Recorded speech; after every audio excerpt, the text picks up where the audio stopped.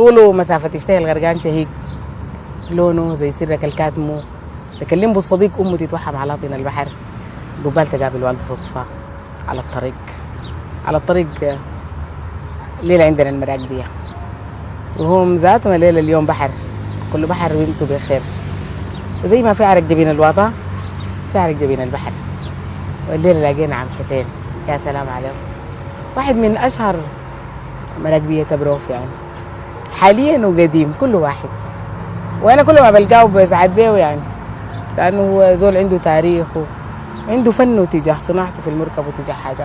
عم حسين زيك وعلى راكبتك الجميلة دي في علم السودان شايف. حبابتك حبابي بتعجيب حبابي حبابي بتمين، كيف حالكم انت؟ إن شاء الله أنت طيب يعني. بخير الحمد لله. وصحتك كويسة؟ بوجودكم يا أولادي معي. إن شاء الله والله.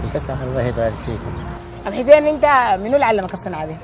تعلمتها وعلمني لها والدنا نصر محمد حسين. ايوه حسين نصر رحمه الله عليه. الله يرحمه. اصلا انت كنت بتجي الحته اللي هو بيشتغل فيها وبتتابعه؟ ايوه، نحن كنا بنجي من المدارس زمن الاستعمار، طبعا المدارس ما كانت، بنجي جايين من المدارس نقعد معاهم في البحر نتونس ونتعلم في الصناعه. بعدين كان الصناعه ذاتها لها قيمتها، يعني في ناس موظفين كانوا في الحكومه دي الواحد بياخذ 3 جنيه في الشهر بتاعه، بيجي يقربوا في الحله دي حسي فيه. نعم. يقربوا علينا عندنا اولاد النجارين فقطوا في الحق. اخذنا لنا 2 3 تعلمنا المهنه، بقينا نلقط زي البتاع ده. زمان ما كان ما في فحم ولا في هناي ولا في كهرباء، ما فيش. بيلقطوا بيجي بيشتروا من صواني او يصنعوا من الحاجه، بنطلع في الشهر بيعمل لنا قريبا شيء كذا اكثر من المرتب بتاع الدوله ب3 4 مرات. ما شاء الله. كنا على حيل تعلمنا الصنعه فعلا، تعلمناها، علمونا لها قواتنا، وقفوا معنا وقفه تمام يعني، علمونا لا شيء ما شرط تمام، ومشينا فيها ومشينا وما خلينا الجنوب مشينا، الشمال دنقله مشينا، النيل الازرق الدندي، يعني لفيت حتات كثيره في السودان. كثير كلها في خشب مراكب، كلها في تحت الماء. احسن خشب يعمل المركب وين؟ في الصنط ده، لانه الصنط ده قوي، الصنط قوي بمعنى الكلمه، يعني هذا الصنط ده هو بلي القرض، والقرض بيداوينا نحن السدر والالهاب واللي تشوفوه الصنط بتاعته، فلما نزل البحر علاج نافع قوي، يزيد يقفل يكبس. ده هو اجود حاجه في صناعه المراكب. حسب يا مراكب بيعدينا دي غنوا عليكم؟ يا مراكب بيعدينا، يا مراكب بيعدينا على توتي. توتي حسبك مراكب ما نعرف، سوي فيها الكباري انت يا عم حسين ما عندك مركب غير كده؟ لا ما عندي. طيب المركب زي العربات داير صيانه؟ بتدور صيانه المركب زي العربات؟ صيانه، ايوه. كيف؟ ايوه تصان، مركب تصان تاخذ لها 5 6 سنين ثاني يجيبوها في الماء. المراكب اللي كنت لك الكبار ديل مشان الجنوب مشان اخذ لنا 4 5 سنين يجيبوها. الصيانه بتتم كيف؟ الصيانه بتتم العراميس اللي قلت عليك كانت بيسقطوها دي. أيوة. العرموس اللي بين العرموس والعرموس المركب، شفتي عرموس بين عرموس ديل اللساتك يعني؟ هل هي ديل الظهر للظهر دي؟ شفتي؟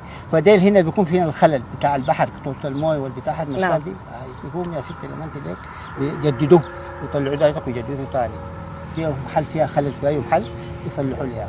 اشتغلت بها ونزلت بها، ومن الجنوب من ودكونا جبتها لما جبتها بروف هنا. ما شاء الله والله. ايوه صنعناين هناك مراكب هناك، وجينا من الدندر فوق برضه صنعناين هناك نشتغل المراكب، نمشي ناخذ 5 6 شهور ساعه المراكب، نروح جبنا نساء كله واولادنا واهلنا ناخذ 6. لما نجي الخريف نحن كنا تمينا مراكبنا او قربا، وكنا يجي الخريف بيجي بحر الدندر بيجي نازل ننزل مراكبنا ديل، هو ننزل مراكبنا ديل، وعندنا الطيف شغل وباقي المراكب ذاتها الشحنه اول الشمس دي تدور تغيب، هي نقول فرانا في بعضنا والله يا اخوانا كان جرينا الشمس دي رجعناها كده عشان نكمل عملنا.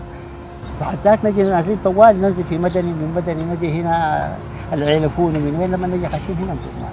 كنت تجي هنا بزمان زي المولودين جداد 6 شهور او 5 شهور احنا في الجدة ما في حاجه.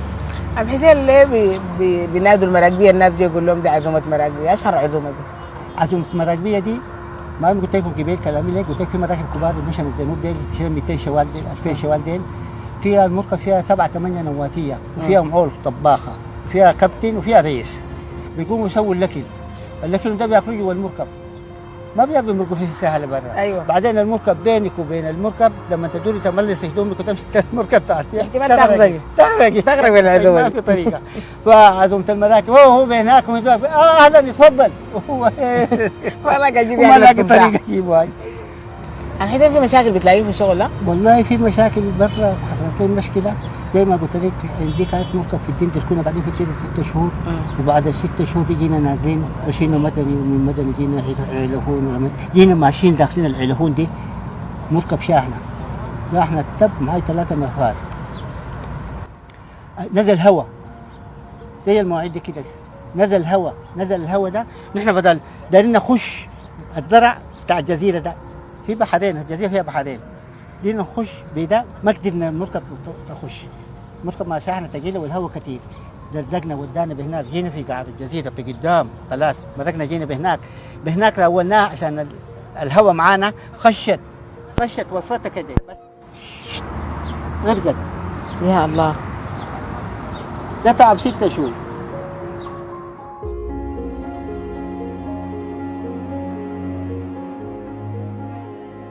ندمان انك شغال كنت مراقبي؟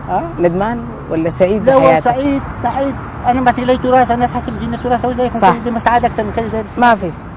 انت ذاتك بركه يا عم حسين. الحمد لله. وعندك الذكر وذاكر ما شاء الله تبارك الله وحاضر ما الذهن. بنتاخذوني بس والله لقيناها لنا ديل بعد منه يقول لي انت السبت الجمعه والسبت ما تمشي البحر ما تقعد 3 ما تمشي غايب، قلت لهم والله شفت انا يوم اولادي واولاد بناتي في البحوش هنا بعال في بيتي اسعد يوم في حياتي، كانت ادوني مش قصور، كانت ادوني مليارات ما بدل البنت. قلت لهم بترفع روحي المعنويه، دي العيال حلوين، اضحك وتونس معاهم وهن ينبسطوا ويخربوا في البيت ويصوتوا ودول بيسالوا امك. قلت لهم نعمه اكثر من دي، نعمه شنو الدنيا شنو؟ وين قصر عابدين وما عندي زول وضعي ولا في بحر الدنيا في كم غرقان في الريق، وعدى فات برضو واحدة من العبارات اللي بتتقال للناس اللي بيمشوا ما بيجوا. مراقبية واحد من تفاصيلنا، واحد من حكاياتنا الليلة في عرق جبين. عم حسين قصة طويلة، لو دول يعني له 70 سنة بيسمع مراكب، ما شاء الله عليه، ذاكرته حاضرة ونسته حاضرة قصصه حاضرة. مركب ذاته حتى هو يعني في قصصه جوا القصة معاه جوا حكايته حتلقوا بيتكلم عن نوح عليه السلام، أشهر صانع مراكب. المراكب بيعدينا على القيفة ودينا القيفة الثانية ودينا. واحدة من أغانينا الموجودة على أي قيفة أنت بتكون دار تعبر القيفة الثانية، بكون كذاب، أكون كذاب لو ترددت عشان أستقبلك جواي، ولو قومت حد سيف بريق ويلخبط الهداي دي، حتى الأمنيات قبلك حروف أبياتها كانت سايد. ده كله من السواحل ديك ومن ظلم المعدية، أنا اللي بعت الفرح بالليل وغشوني المراكبية، عزومة مراكبية. الناس في القيفة منها تاكل حلتهم ومنها تغرق هذاك. من بقينا حيين نتلاقى بكرة على نفس الكلام، عرق جبين، نعدي بمراكب جديدة مع إنسان جديد، عرقه بلالي وكفاحه جميل وقصته أكتر من رهيبة. شاكرة ودعناكم الله.